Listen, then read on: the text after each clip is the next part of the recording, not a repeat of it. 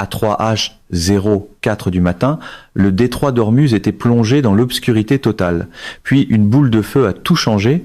Le bastion naval le plus critique de l'Iran, l'actif qu'ils avaient passé des décennies à construire, a disparu en quelques heures. Mais voici la question que personne ne pose. L'Iran peut-il vraiment s'en remettre? Ou quelque chose a-t-il basculé dans ce détroit? Quelque chose qui ne pourra jamais être défait. L'horloge venait tout juste de passer 3H04 du matin, le détroit d'Ormuz était silencieux, sombre, immobile. Puis, sans avertissement, une énorme boule de feu a déchiré le ciel nocturne au-dessus de l'île de Karg. L'explosion a illuminé l'horizon comme un deuxième lever de soleil. Et dans les instants qui ont suivi, plus rien, dans cette étendue d'eau, ne serait jamais pareil. C'était pas un accident. C'était pas un tir d'avertissement.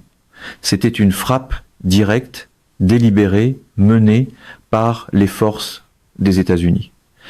Elle visait l'un des actifs militaires les plus critiques et les plus irremplaçables de l'Iran dans toute la région du Golfe Persique. Ce qui a été ciblé et pourquoi c'était important. L'île de Karg n'est pas seulement un morceau de terre dans le Golfe Persique. Depuis des décennies, elle est le cœur battant de l'infrastructure d'exportation pétrolière de l'Iran et un point d'ancrage essentiel pour le corps des gardiens de la révolution islamique, mieux connu sous le sigle CGRI, afin de projeter sa puissance navale à travers le détroit d'Ormuz. Environ 90% des exportations pétrolières iraniennes passent par l'île de Karg ou à proximité. L'île abrite des terminaux, des installations de stockage et des infrastructures de coordination militaire, que l'Iran a mis des années et des milliards à développer. Pour le CGRI, perdre l'île de Karg, c'est pas comme perdre une base. C'est comme perdre le centre de commandement, le dépôt de carburant et le poste opérationnel avancé en même temps. Lorsque les forces américaines ont frappé cette cible, elles n'ont pas simplement détruit un bâtiment ou une cache d'armes. Elles ont frappé le fondement même de la capacité de l'Iran à soutenir des opérations navales prolongées dans le détroit. Les moments qui ont suivi la frappe, en quelques secondes après la première explosion, tout le détroit s'est réveillé. Plus de 130 embarcations rapides d'attaque du CGRI ont jailli de grottes côtières et de bunkers souterrains le long du littoral accidenté de l'Iran. Des bateaux rapides se sont dispersés sur l'eau à grande vitesse. Des vagues de drones Shahed 136 se sont élevées dans le ciel nocturne en formation synchronisée. Les sirènes d'alarme ont hurlé sur chaque navire de guerre américain dans la zone. Téhéran avait immédiatement activé son plan d'urgence navale, une stratégie de réponse qui avait clairement été préparée et répétée bien à l'avance. Les commandants du CGRI comprenaient que si l'île de Karg tombait, la bataille pour le détroit lui-même avait commencé. Mais ce qui s'est déroulé au cours des heures suivantes a révélé quelque chose de beaucoup plus important qu'un simple échange militaire. Cela a révélé que les États-Unis et leurs partenaires de coalition n'avaient pas simplement réagi. Ils avaient planifié, positionné leurs forces et attendu. Pourquoi les États-Unis ont choisi ce moment? Depuis des années, le détroit d'Ormuz est décrit par les analystes militaires comme l'un des points de passage les plus dangereux de la planète. À son point le plus étroit, le détroit ne mesure que 20 et 1 mille de large. Près d'un cinquième de l'approvisionnement pétrolier total de la planète y passe chaque jour. Celui qui contrôle le détroit contrôle un levier énorme de puissance économique mondiale. Le CGRI avait passé des années à transformer cette géographie en forteresse. Il y avait les flottes de bateaux rapides, les essaims de drones, les batteries de missiles souterraines creusées dans les falaises côtières et les systèmes radars superposés à travers les îles. La stratégie de l'Iran était simple mais efficace. Rendre l'entrée dans le détroit si coûteuse qu'aucun adversaire n'oserait les défier là. La frappe américaine sur l'île de Karg était une réponse directe à cette stratégie. En ciblant l'île qui sert de pilier à toute l'opération iranienne à Hormuz, les forces américaines n'ont pas seulement infligé des dommages. Elles ont envoyé un message écrit dans le feu. Aucune forteresse n'est vraiment impénétrable. L'ouverture d'une bataille plus vaste. Ce qui a commencé à 3H04 du matin n'était pas une escarmouche. Les analystes militaires qui ont examiné la séquence des événements l'ont décrite comme le premier mouvement d'une opération soigneusement orchestrée, une opération qui avait clairement été planifiée pendant des mois. Le CGRI avait construit quelque chose de redoutable dans le détroit d'Ormuz. Il n'y a aucun doute là, dessus. Mais ce que les forces américaines et leurs partenaires de coalition ont démontré dans ces premières heures du matin, c'est que la préparation, la technologie et la coordination peuvent démanteler même la position la plus fortifiée. L'île de Karag avait été le joyau de la couronne de l'Iran dans le détroit. Au lever du soleil, elle était devenue tout autre chose. La question n'était plus de savoir si la frappe avait réussi. La question était de savoir ce que l'Iran et le monde allaient faire ensuite. Il y a une phrase que les stratèges militaires répètent depuis des décennies lorsqu'ils discutent du détroit d'Ormuz. Celui qui contrôle Ormuz contrôle le battement de cœur du monde. Cette phrase n'était pas une exagération poétique. C'était la géographie qui parlait clairement. Et pendant près de 4 décennies, le corps des gardiens de la révolution islamique avait pris cette géographie et l'avait transformée en quelque chose qui empêchait les amiraux de Washington, de Londres et de Tel Aviv de dormir la nuit. Mais ce matin-là, la forteresse qu'ils avaient bâtie couche après couche avec minutie a commencé à se défaire. Ce que l'Iran avait construit, et combien de temps cela a pris, le CGRI n'a pas construit sa stratégie d'Ormuz du jour au lendemain. Elle a été assemblée sur des décennies d'ingénierie délibérée et patiente, à la fois physique et tactique, le long du littoral sud déchiqueté de l'Iran. Des ingénieurs militaires ont creusé des bunkers souterrains directement dans les falaises côtières. Ce n'étaient pas de simples salles d'entreposage, c'était des installations renforcées capables d'abriter des embarcations rapides d'attaque, des batteries de missiles et des infrastructures de commandement, le tout caché à la surveillance satellitaire et à la reconnaissance aérienne. Les falaises elles-mêmes sont devenues les murs d'une forteresse qu'aucune carte ne pouvait entièrement saisir. La flotte de bateaux rapides était une pièce centrale de cette stratégie. Plus de 130 embarcations rapides d'attaque, compactes, basses sur l'eau, construites en fibre de verre pour réduire leur signature radar, étaient répartis dans des grottes côtières et des criques cachées. Ces navires avaient été conçus pour un seul objectif, essaimer, submerger, disparaître. Derrière les bateaux rapides venait le programme de drones. Les drones Shahed 136, produits localement et déployés en vagues synchronisées, donnaient au CGRI une menace aérienne peu coûteuse, mais écrasante par le nombre. Un seul drone coûte une fraction du missile nécessaire pour l'abattre. L'Iran comprenait très bien ce calcul. La stratégie n'était pas de gagner un échange conventionnel. Elle était de rendre chaque échange si coûteux que l'adversaire finirait par choisir de se retirer. Et puis, il y avait les missiles. Le missile de croisière Qader, à longue portée, subsonique, rasant les vagues, capable de voler à moins de 10 mètres au-dessus du niveau de la mer, pour disparaître dans le fouillis radar. Le Kalish Fars, un missile anti-navire intelligent qui approche sous un angle presque vertical, forçant les systèmes traditionnels de défense ponctuelle à se démener pour réagir. Ce n'étaient pas des armes improvisées, c'étaient des outils conçus expressément pour la géographie confinée, encombrés et parsemés d'îles du détroit d'Ormuz. La dimension juridique internationale. En droit international, le détroit d'Ormuz est régi par la Convention des Nations Unies sur le droit de la mer, communément appelée UNCLOS. Le détroit est considéré comme une voie navigable internationale utilisée pour la navigation, ce qui signifie que tous les navires, y compris les navires militaires, ont le droit de passage en transit. L'Iran conteste depuis longtemps ce cadre. Téhéran a affirmé à plusieurs reprises que les navires militaires étrangers opérant dans le golfe Persique représentaient une provocation et les commandants du CGRI ont, à plusieurs occasions, menacé de fermer complètement le détroit en réponse à des sanctions internationales ou à une agression perçue. La tension juridique n'a jamais été pleinement résolue. L'Iran n'est pas signataire de l'UNCLOS avec la même capacité contraignante que de nombreuses nations occidentales, ce qui donne à Téhéran une marge pour interpréter ses droits différemment. Ce que cela a créé au fil des ans, c'est un face-à-face latent. L'Iran affirmait son contrôle par sa présence et par la menace, tandis que les États-Unis et leurs alliés affirmaient le droit à la liberté de navigation par des déploiements militaires continus, l'architecture numérique derrière la forteresse.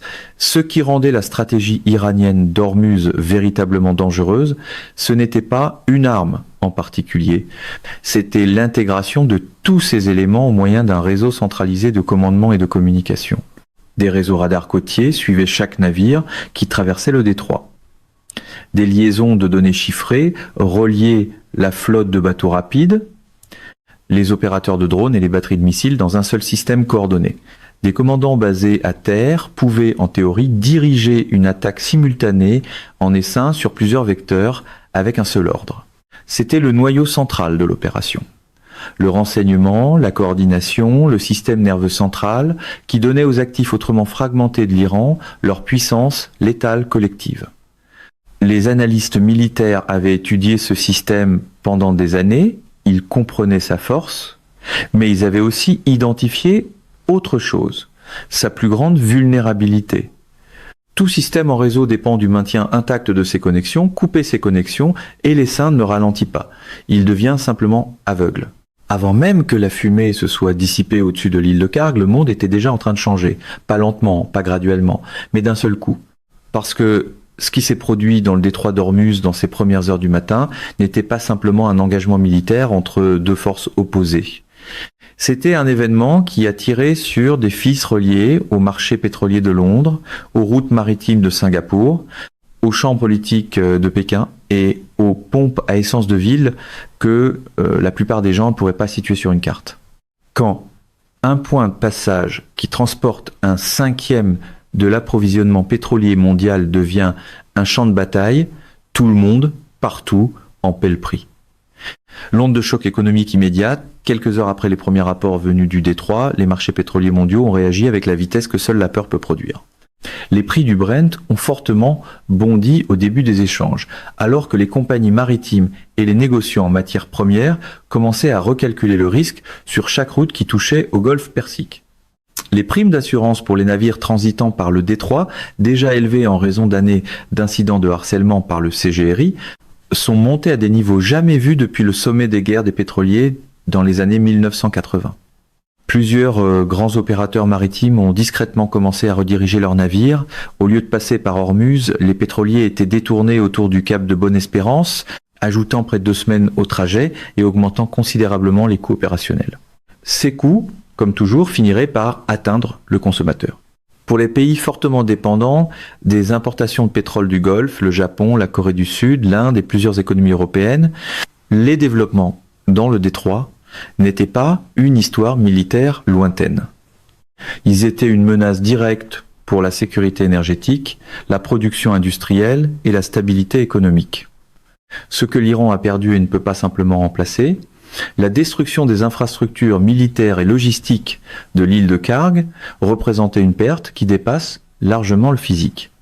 La capacité d'exportation pétrolière de l'Iran, déjà étranglée par des années de sanctions internationales, dépendait fortement de l'infrastructure fournie par l'île de Kharg. L'île traitait et chargeait la majorité des exportations de pétrole brut iranien sur des pétroliers. Sans son fonctionnement à pleine capacité, la capacité de Téhéran à générer des devises étrangères, à financer les opérations gouvernementales et à soutenir son appareil militaire est gravement compromise. Mais la perte la plus profonde est stratégique. Le CGRI a passé des décennies à construire sa forteresse d'Ormuz autour d'une doctrine précise. La croyance que la guerre asymétrique, les tactiques d'essaim et l'avantage géographique pouvaient neutraliser la supériorité militaire conventionnelle de la marine des États-Unis. Cette doctrine a été testée dans ses premières heures du matin et s'est révélée avoir des failles critiques. Les bunkers souterrains avaient été cartographiés, les réseaux de communication avaient été sectionnés, l'essaim avait perdu sa coordination et les missiles qui étaient censés être l'arme miracle de l'Iran ont été interceptés par des systèmes que les planificateurs iraniens avaient apparemment sous-estimés. Reconstruire l'infrastructure physique prendrait des années et coûterait des milliards. Reconstruire la doctrine stratégique, la confiance, la dissuasion, la réputation, cela pourrait prendre une génération entière. Le déplacement du pouvoir régional pour les États voisins du Golfe, l'Arabie Saoudite, les Émirats Arabes Unis, le Koweït et Bahreïn, les événements dans le détroit portaient une signification qui dépassait l'analyse militaire. Pendant des années, ces nations avaient vécu sous l'ombre de la domination navale iranienne dans le Golfe. La capacité du CGRI à menacer le transport maritime, à harceler les navires et à miner les eaux internationales avait été une source constante d'inquiétude pour des gouvernements qui dépendent d'exportations pétrolières stables pour leur propre survie économique. La frappe contre l'île de Kharg et le démantèlement complet du réseau iranien d'Ormuz qui a suivi ont changé ce calcul de manière significative. Les forces de coalition américaines et britanniques, opérant ensemble, avaient démontré un niveau de coordination, de précision et de supériorité technologique qui a fondamentalement modifié l'équilibre perçu du pouvoir dans la région. Pour Téhéran, les conséquences politiques étaient tout aussi sévères. Le gouvernement iranien avait longtemps présenté la capacité du CGRI à Ormuz comme une preuve de sa force, la preuve que la République islamique ne pouvait pas être contrainte ou acculée. Ce récit a reçu un coup dévastateur avant le lever du soleil, la dimension humaine. Derrière chaque analyse stratégique, il y a des personnes, des marins des deux côtés de cet engagement, qui se sont retrouvés au milieu d'une bataille qu'aucun d'eux n'avait commencée, des équipages civils de pétroliers, philippins, indiens, grecs, égyptiens, qui naviguaient dans ces eaux ce matin-là, sans armes et sans avertissement. Des familles dans les villes côtières iraniennes qui ont entendu les explosions et ne savaient pas encore ce qu'elles signifiaient. Les conséquences de ce qui s'est passé dans le détroit d'Ormuz ne se mesurent pas seulement en barils de pétrole ou en navires détruits. Elles se mesurent en vies bouleversées, en moyens de subsistance perturbés et en une région qui s'est réveillée dans un matin différent de celui auquel elle s'attendait en s'endormant. Les incendies au-dessus de l'île de Kharg se sont éteints. Les bateaux rapides, qui autrefois essaimaient avec une confiance terrifiante, reposent maintenant comme de la fibre de verre brûlée dispersée sur l'eau sombre.